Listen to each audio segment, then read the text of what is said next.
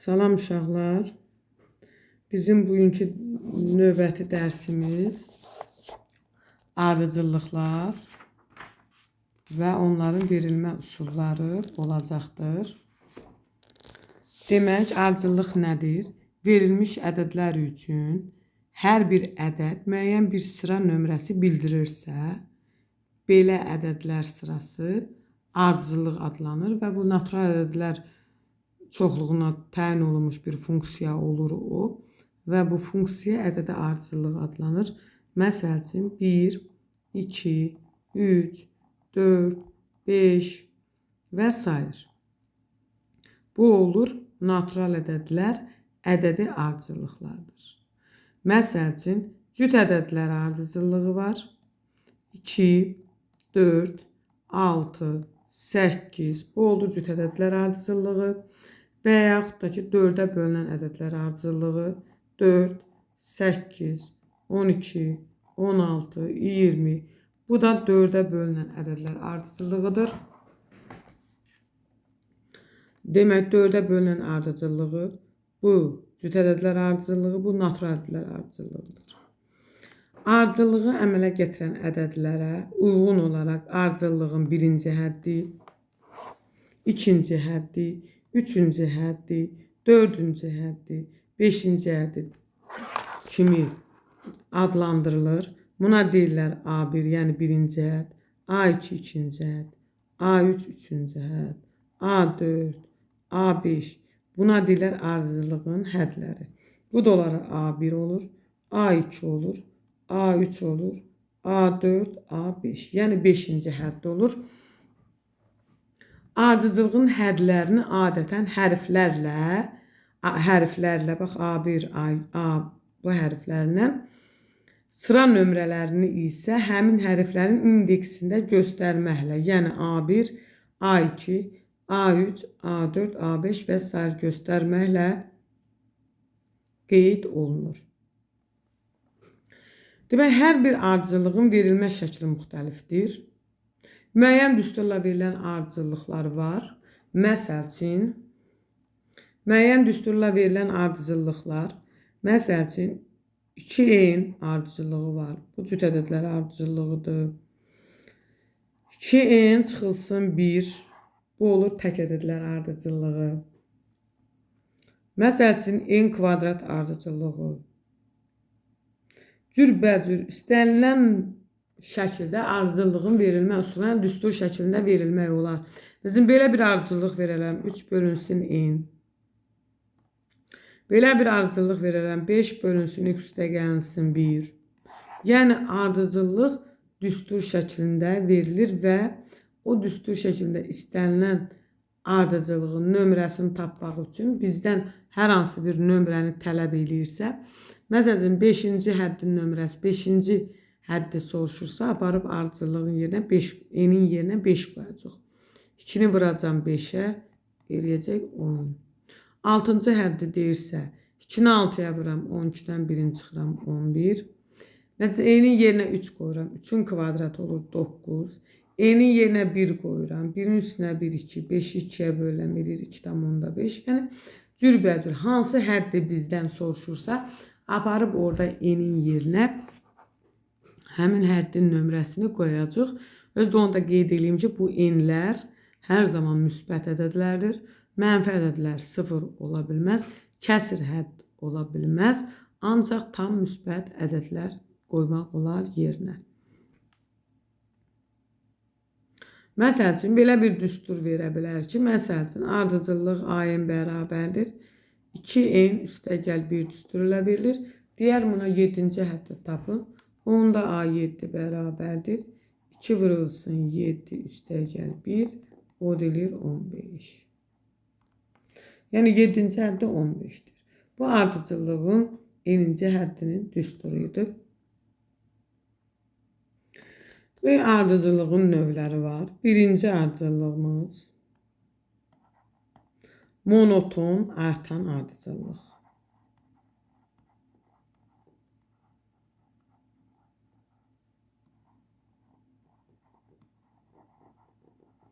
Buna deyirlər monoton artan ardıcıllıq. Yəni ikincidən başlayaraq, baxın A1, A2, A3, A4, A5, yəni ikincidən başlayaraq arta gedirsə, belə ardıcıllığa monoton artan ardıcıllıq deyilir. Yəni artan ardıcıllığın hədlərinin sayı yüksəldikcə özləri də yüksəlir. Məsəl üçün, nümunə gətirin buna. A-n bərabərdir 2n üstəgəl 3. Birinci əddi tapmaqdan ötürü A1 bərabərdir. N-in yerinə 1 qoyuram. 2-ni vururam 1-ə 2, üstünə 3 gələn 5. İkinci əddi tapmaqdan ötürü A2 bərabərdir. 2-ni vururam 2-yə 4, üstünə 3, 7. Üçüncü əddi tapmaqdan ötürü N-in yerinə 3 qoyuram. 2-ni 3-ə vururam 6. Üstünə gələm 3, 9 və s.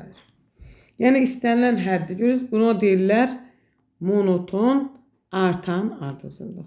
Yəni hədləri hamısı arta gedirsə, belə ardıcıllığa monoton artan ardıcıllıq deyilir. İkincisi olur monoton azalan ardıcıllıq.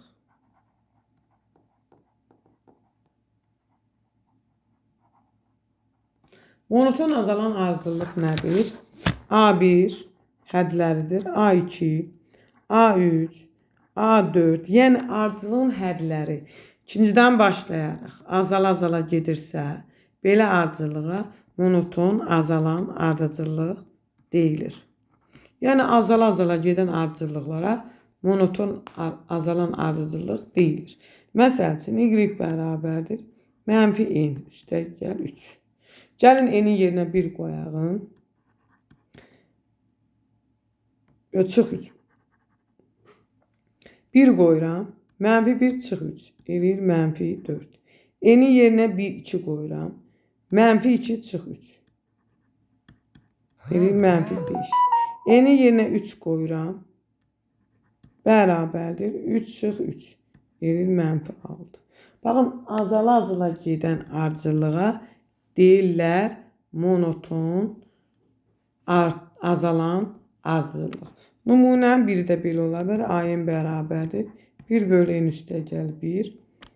A-n bərabərdir 3 bölünsün 3n üstəgəl 5.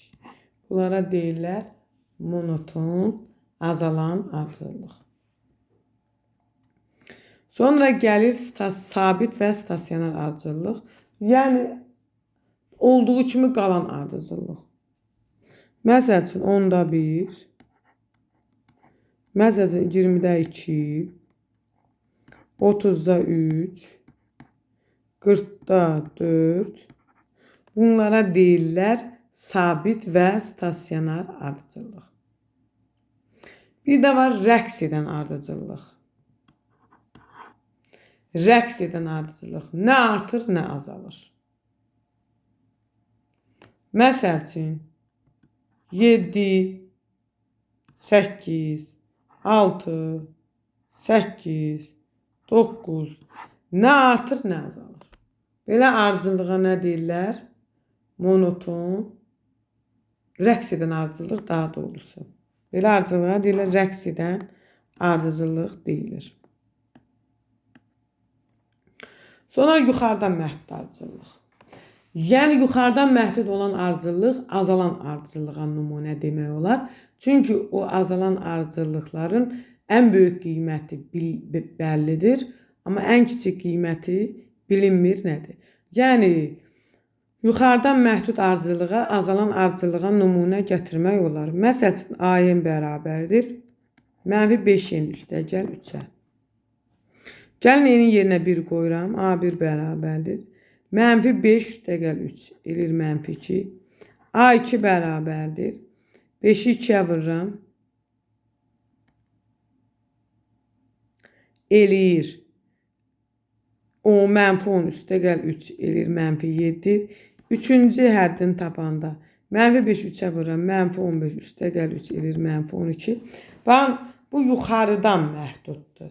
Yəni ən böyük qiyməti mənfi 2-dir. Ən kiçik qiyməti bilinmir. Buna deyirlər yuxarıdan məhdud ardıcıllıq. Bir də var aşağıdan məhdud ardıcıllıq.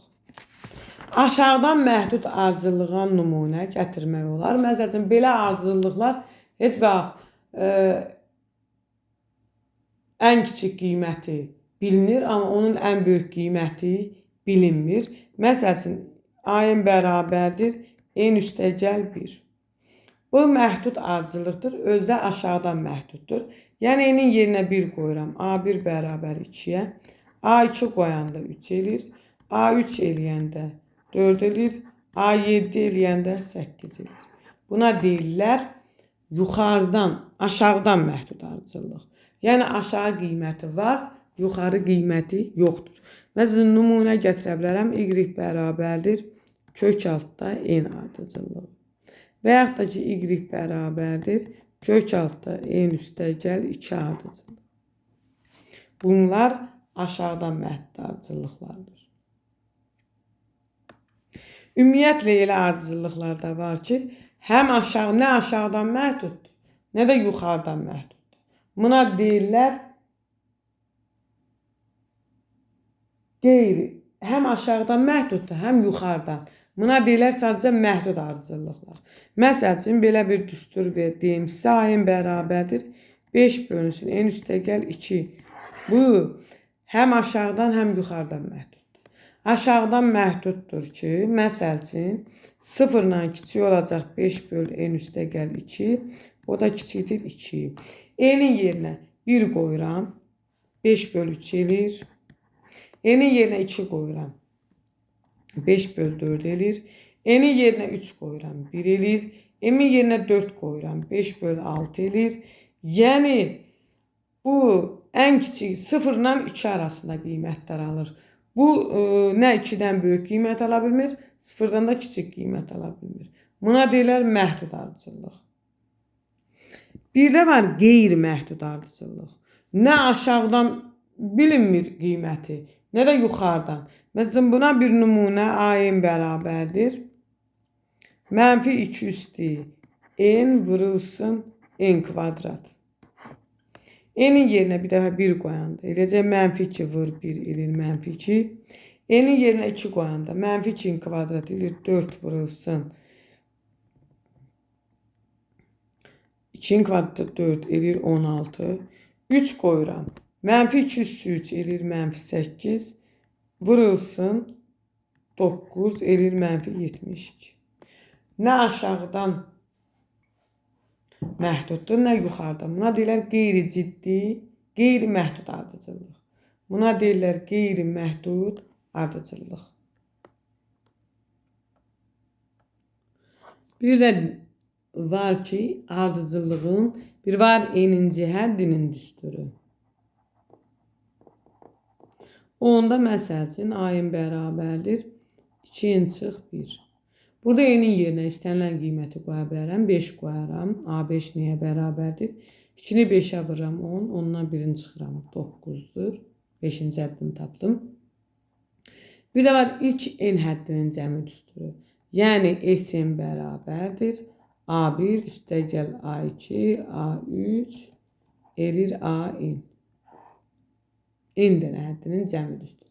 Onda burada n-ci həddini tapmaqdan ötürü A-ni tapmaqdan ötürü S-ndən çıxacaq, S-n çıxılsın 1.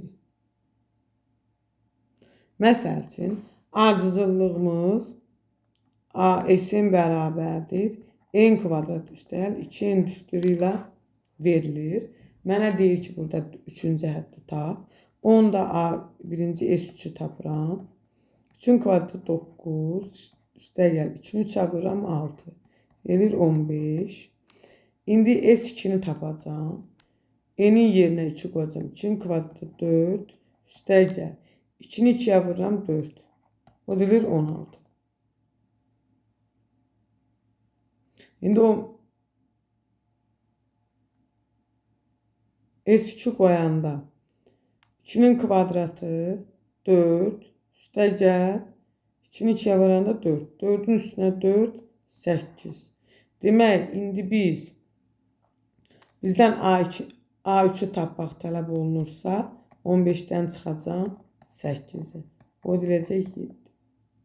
Bax, ardıcıllığın hədləri haqqında, qaydalar haqqında bu qədər. Növbəti videomuzda görüşərik. Sağ olun, hələlik.